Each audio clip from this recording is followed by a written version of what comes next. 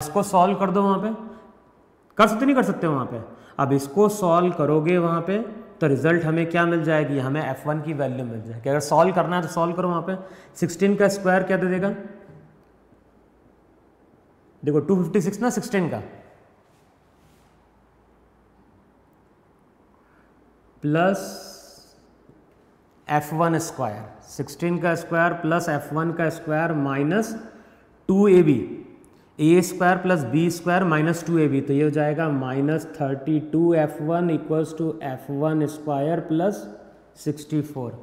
f1 square क्या होगा, cancel out हो जाएगा, इसको इधर लेके जाओ तो 32f1 कितना हो जाएगा 256 माइनस 64। अब इक्वेशन क्या आ जाएगी, इक्वेशन हो जाएगी 32f1 इक्वल्स टू कितना बचा वहाँ पे 56, सब्ट्रैक्ट कर दो वहाँ पे तो 56 बच कितना रहा है 8, तो इन्हें कितना 192, चेक करो है कि नहीं वहाँ पे। और ये अगर 192 है तो यहाँ से हम f1 की वैल्यू क्या कर लेंगे, फाइंड आउट कर लेंगे यहाँ से। अब यहाँ से एक वैल्यू आ जाएगी f1 की वैल्यू पुट करोगे तो यहाँ से हमें किसकी वैल्यू निकल के आ जाएगी, f2 की वहाँ पे। तो एक बार कैलकुलेशन देख लेना सही किया कि नहीं किया वहाँ पे।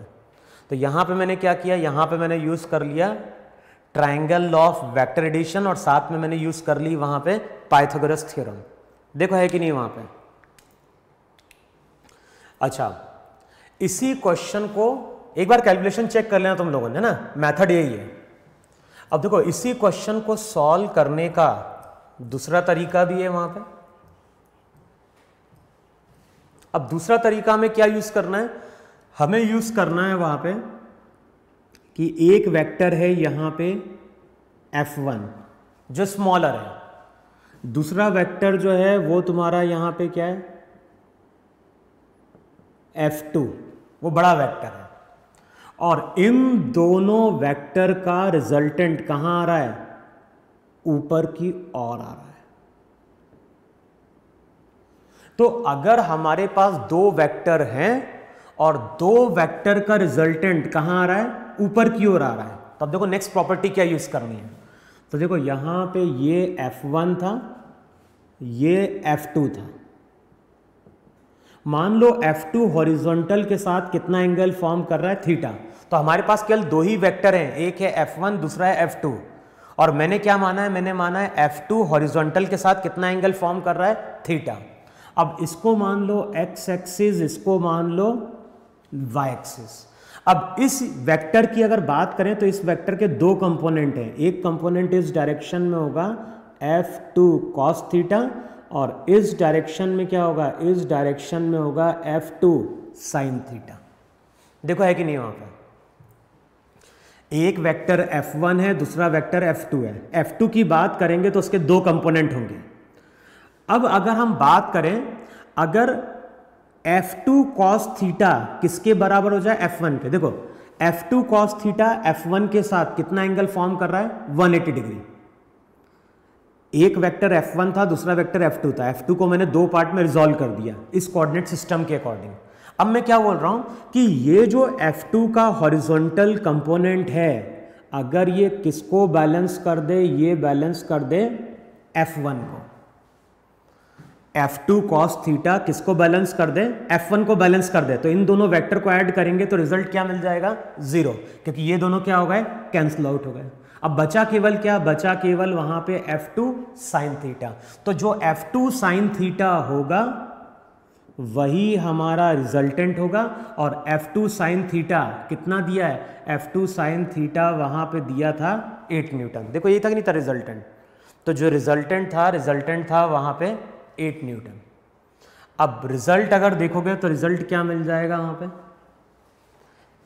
f2 cos थीटा f1 के बराबर है और f2 sin थीटा किसके बराबर है, 8 का। तो थ्योरी क्या निकल के आती है, थ्योरी निकल के आती है कि अगर हमारे पास दो वेक्टर हैं और दो वेक्टर का रिजल्टेंट अगर परपेंडिकुलर है तो ये पॉसिबल तभी होगा जब इस वेक्टर का x कंपोनेंट इसके x कंपोनेंट को क्या कर देगा, बैलेंस आउट करके 0 हो जाएगा, और इसका जो कंपोनेंट बचेगा y, वही हमारा क्या होगा, रिजल्टेंट हो जाएगा।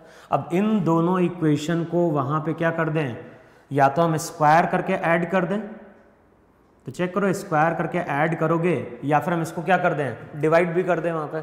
तो चेक करो अगर स्क्वायर करके ऐड करोगे तो क्या देगा वहां पे, ये देगा f2 स्क्वायर, कॉमन ले लो, cos square theta plus sine square theta 1, यहाँ पे क्या हो जाएगा, यहाँ पे हो जाएगा f1 प्लस 8 का होल स्क्वायर। देखो चेक करो ये कि नहीं, यहाँ पे इन दोनों इक्वेशन को स्क्वायर करके ऐड कर दो, तो यहाँ पे तो हो जाएगा f2 का स्क्वायर और यहाँ पे हो जाएगा f1 का स्क्वायर, f1 प्लस 8 का क्या हो गया, होल स्क्वायर। अब वैल्यू क्या कर देनी है, f2 की जगह हम क्या पुट कर दें, f2 की जगह पुट कर दें 16 माइनस f1 का होल स्क्वायर, किसके बराबर, f1 प्लस 8 के होल स्क्वायर के बराबर। अब इसको सॉल्व करोगे तो यहाँ से किसकी वैल्यू निकल के आ जाएगी, f1 की वैल्यू निकल के आ जाएगी वहाँ पे, क्लियर वहाँ पे। तो ये दूसरा मेथड है जिसके थ्रू हम क्या कर सकते हैं, इस क्वेश्चन को सॉल्व कर सकते हैं। प्रॉपर्टी क्या यूज करिए, दो वेक्टर है और उनका रिजल्टेंट अगर 0 हो रहा है तो इसका मतलब है कि इस वेक्टर का x कंपोनेंट दूसरे के x कंपोनेंट को क्या कर रहा है, बैलेंस आउट कर रहा है, क्लियर। नोट डाउन करो, मैं नेक्स्ट क्वेश्चन डिस्कस करता हूं वहां पे। अब देखो जो नेक्स्ट क्वेश्चन है वो है फॉर्मूला बेस्ड, और ये बात कर रहा हूं मैं क्वेश्चन नंबर 8 की।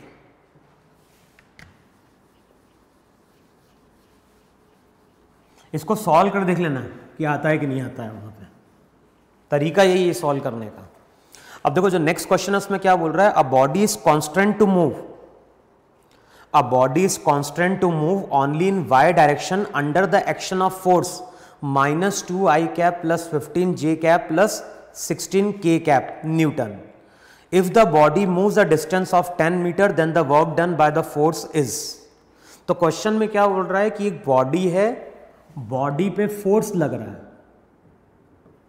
और बॉडी पे जो फोर्स लग रहा है वो लग रहा है -2 I cap plus 15 j cap plus 6 k cap.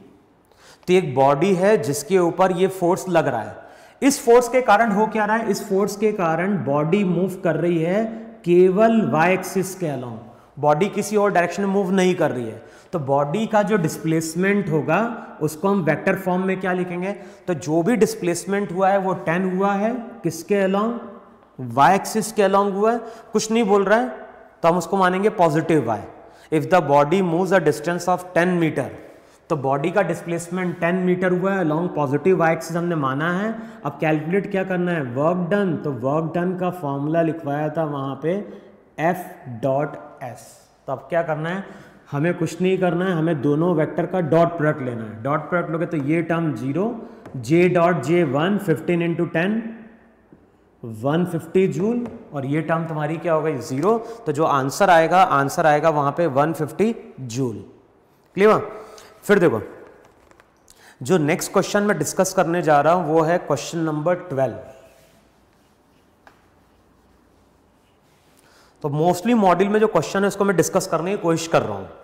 अब देखो जो क्वेश्चन नंबर 12 है उसमें क्या बोल रहा है, 5 equal forces of 10 newton each are applied at one point and are lying in one plane.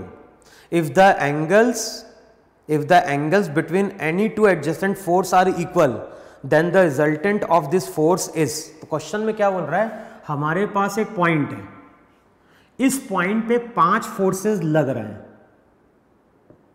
हमारे पास एक पॉइंट है और इस पॉइंट पे 5 फोर्सेस लग रहे हैं, लेकिन जितने भी फोर्सेस हैं ये सभी फोर्स एक प्लेन में, लाइंग इन वन प्लेन। तो एक पार्टिकल है, पार्टिकल पे इसके ऊपर 5 फोर्सेस लग रहे हैं। तो मान लो ये सेकंड, ये हो गया थर्ड, ये हो गया फोर्थ, ये हो गया फिफ्थ। तो एक पार्टिकल है जिसके ऊपर 5 इक्वल फोर्सेस लग रहे हैं,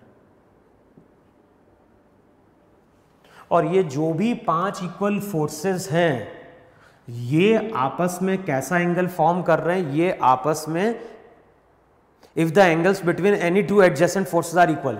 तो ये जो 5 फोर्सेस हैं ये आपस में सेम एंगल फॉर्म करते हुए चल रहे हैं। अब बताना है कि इन सभी फोर्स का रिजल्टेंट क्या है। अब देखो हमने मेथड क्या पढ़ा था, हमने मेथड पढ़ा था कि अगर हमारे पास मोर देन 2 वेक्टर्स होंगे तो वहां पे ऐड करने के लिए हमें लॉ ऑफ पैरेललोग्राम यूज नहीं करना है। वहां पे हम क्या करते हैं, वहां पे हम सभी वेक्टर को रिजॉल्व करते थे, रिजॉल्व करके सब वेक्टर्स को लिखते थे किस फॉर्म में, ax i cap a y j cap के फॉर्म में, और सबको हम ऐड करते थे। अगर हमारे पास मोर देन 2 वेक्टर्स हैं तो हम करते क्या थे, सभी को वेक्टर फॉर्म में लिखते थे और वेक्टर फॉर्म में लिखने के बाद सबको हम ऐड कर देते हैं। और जब ऐड करते हैं तो हमें रिजल्टेंट वेक्टर वेक्टर फॉर्म में मिलता है, फिर वहां से हम मैग्नीट्यूड और डायरेक्शन क्या करते थे, फाइंड आउट करते थे। अब इस मेथड को अगर हम यहां पे यूज करने जाएं तो कैलकुलेशन बहुत लेंदी होगा। क्यों लेंदी होगा, क्योंकि ये तो मान लिया तुमने एक्स एक्सिस, फिर ये तुम मानोगे यहां पे वाई एक्सिस। इस फोर्स को तो हम वेक्टर फॉर्म में इजीली लिख लेंगे, इसको लिख लेंगे, फिर इसको लिखना पड़ेगा, फिर इसको लिखना पड़ेगा, फिर इसको लिखना पड़ेगा, वेक्टर फॉर्म में सबको ऐड करना पड़ेगा।